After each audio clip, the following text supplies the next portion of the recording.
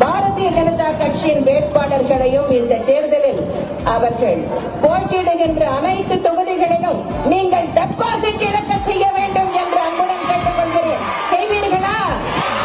நீங்கள் செய்வீர்களா?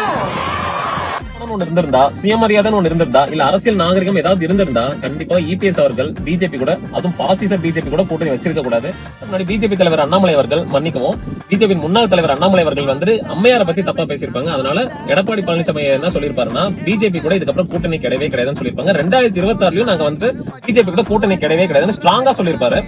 பிஜேபி தலைவர் அண்ணாமலை அவர்கள் என்ன சொல்லியிருப்பாருன்னா, எடப்பாடி பழனிசாமி ஒரு தற்குறி அப்படின்னு ஒரு பிரஸ் மீட்லயும் சரி, அதே சமயம் பிரச்சாரத்திலயும் சொல்லியிருப்பாரு.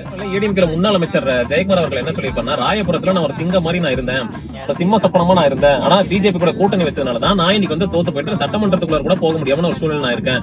கண்டிப்பா பிஜேபி கூட எக்காரணம் கொண்டு நாங்க கூட்டணியை வைக்க மாட்டோம் அப்படின்னு அழுத்த திருத்தம்